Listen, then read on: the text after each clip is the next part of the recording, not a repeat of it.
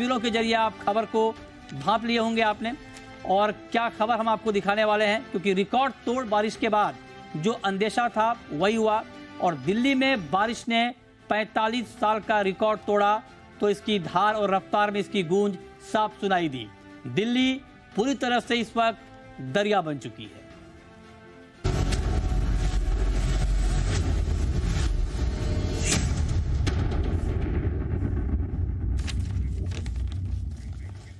तो हम आपको डिटेल में बताएंगे कि आखिर दिल्ली में जो इस वक्त हालात हैं वो किस तरह के हालात हैं, क्या क्या पूरा अपडेट है, ताजा हालात वहां पर क्या हैं, ये हम आपको एक एक करके पूरी डिटेल जानकारी आप तक पहुंचाएंगे। सबसे पहले आप देखिए जो दिल्ली में इस वक्त हालात हैं जो आप देख पा रहे हैं तस्वीरों में, इसके पीछे सबसे बड़ी वजह यह है कि यमुना का जलस्तर काफी बढ़ चुका है और यमुना का पानी 209 मीटर के स्तर पर पहुंच चुका है। ये सबसे बड़ी वजह है दिल्ली के दरिया बनने की। इसके अलावा आप देखिए जो अपडेट है, कई बॉर्डर पर भारी वाहनों के प्रवेश पर रोक लगा दी गई है, मतलब भारी वाहन दिल्ली के अंदर इस वक्त प्रवेश नहीं कर सकते हैं। कई बॉर्डर पर इस पर रोक लगा दी गई है। इसके अलावा यमुना का पानी बढ़ने से कई इलाकों में खबरें ऐसी आ रही हैं कि जल स्तर बढ़ने से, पानी बढ़ने से कई इलाकों में जाम लग गया है, ट्रैफिक जाम है और बाकी जाम भी वहां पर लगे हुए हैं। इसके अलावा 3 वाटर ट्रीटमेंट प्लांट बंद कर दिए गए हैं, जिससे पीने का पानी का संकट सामने आता हुआ दिख रहा है। 3 ट्रीटमेंट प्लांट वहां पर बंद कर दिए गए हैं। इसके अलावा अगर आप देखें तो यमुना बैंक मेट्रो स्टेशन पर एंट्री और एग्जिट पूरी तरह से बंद कर दी गई है, इसको भी आप ध्यान में रखें। यमुना बैंक मेट्रो स्टेशन पर एंट्री और एग्जिट बंद कर दिया गया है। तो ये महत्वपूर्ण अपडेट हम आपको दे रहे हैं। और दिल्ली में रविवार तक स्कूल कॉलेज बंद होने की खबर आ रही है। एहतियातन ये फैसला दिल्ली सरकार ने लिया है कि संडे तक स्कूल और कॉलेज बंद रहेंगे। तो ये बड़े अपडेट हम आपको दिल्ली के बारे में दे रहे हैं कि देश की राजधानी दिल्ली में इस वक्त के क्या हालात हैं, ये हम आपको बताने की कोशिश कर रहे हैं। और ये बहुत महत्वपूर्ण अपडेट है। और अब इस पर दिल्ली के बारे में डिटेल जानकारी के लिए हमारे साथ हमारे रिपोर्टर्स जुड़ चुके हैं। हमारे साथ हैं राहुल मिश्रा, इस वक्त हमारे साथ जुड़ रहे हैं। राहुल, पहले तो आप ये बताएं कि दिल्ली की तस्वीर अभी हम देख पा रहे हैं, इस वक्त आप कहां से जुड़ रहे हैं हमारे साथ, जरा लोकेशन बताएं और ये बताएं कि इस वक्त वहां के हालात क्या हैं। मृत्युंजय, मैं इस समय क्योंकि मैं दिल्ली से होते हुए चारों तरफ देखते हुए और उसके बाद मैं नोएडा पहुंचा हूं। और नोएडा इसलिए पहुंचा मैं, नोएडा का 137 है ये।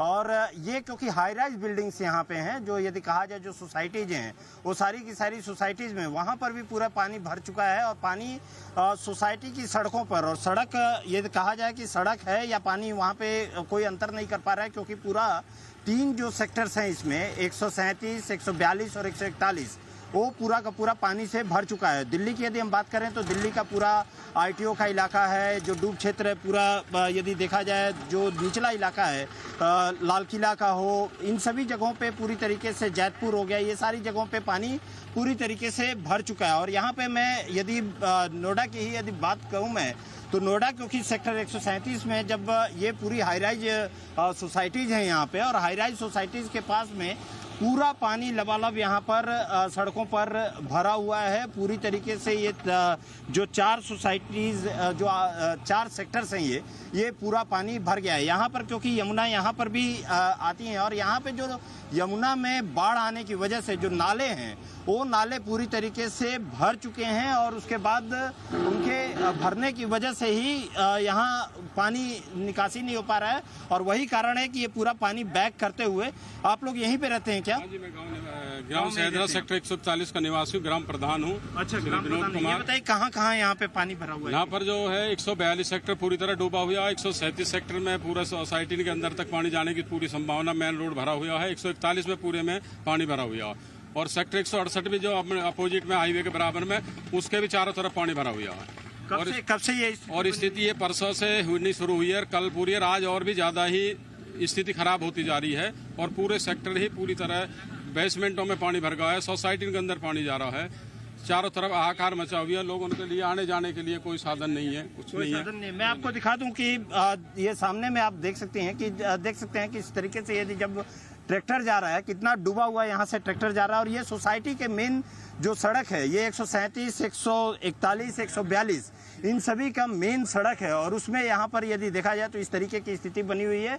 कि घुटनों तक पूरा पानी, क्योंकि ये पानी जो है बैक करते हुए जो नाले हैं, नाले क्योंकि भर चुके हैं और नाले भरने की वजह से जो सोसाइटीज़ की बेसमेंट्स है या सोसाइटी के जो आसपास के इलाके हैं, चाहे रोड हो, वो पूरी तरीके से भर चुका है। मैं आपको और दिखा दूं कि यहाँ पे क्योंकि कंस्ट्रक्शन ही जहाँ पे हो रहा है, ये आप जैसे मशीनों को देखें तो उससे लगा करके और कोशिश ये किया जा रहा है कि वहाँ से उस मिट्टी को निकाला जाए और उसके बाद जब मिट्टी वो निकल जा रही है तो इसके ठीक सामने में मैं ज़रूर ये दिखाऊंगा, सामने में वहाँ पर पानी का होज पंप लगा करके जो मोटर होते हैं, मोटर्स को लगा करके उन पानी को वहां से निकाला जा रहा है कि उसको खाली कराया जा सके और जिससे कि जो हॉस्पिटल्स हैं, जो अगल बगल में हॉस्पिटल है या सोसाइटी है, उनमें कहीं सीधे तौर पे पानी न भरे। मैं दिल्ली की यदि बात करूं तो दिल्ली के तमाम जो यमुना के पुस्ता के इलाके हैं, उस जो आसपास के कालिंदी कुंज हो गया, आपका यदि बात किया जाए ITO हो गया, या आप देखें जैतपुर गांव हो गया,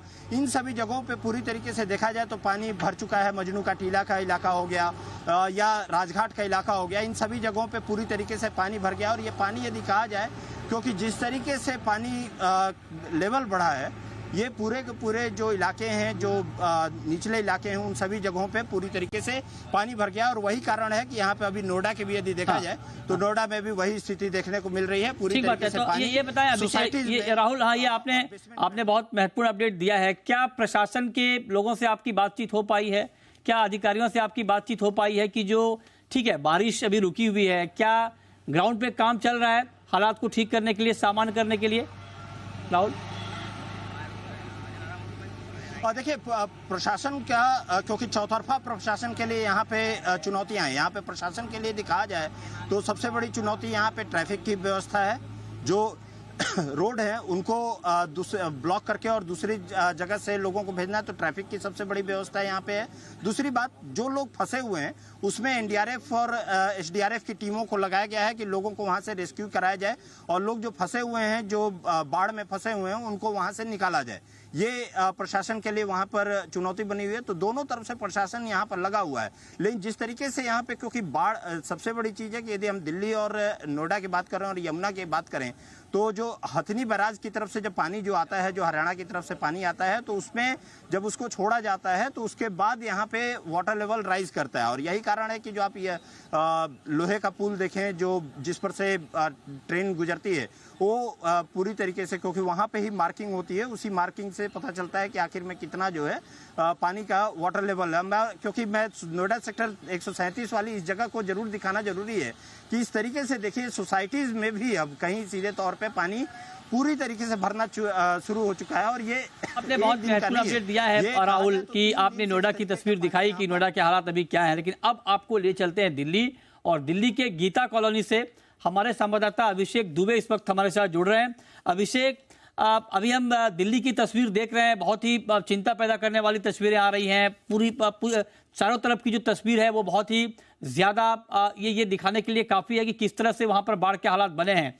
आप जहां पर इस वक्त हैं गीता कॉलोनी में, वहां पर सिचुएशन क्या है?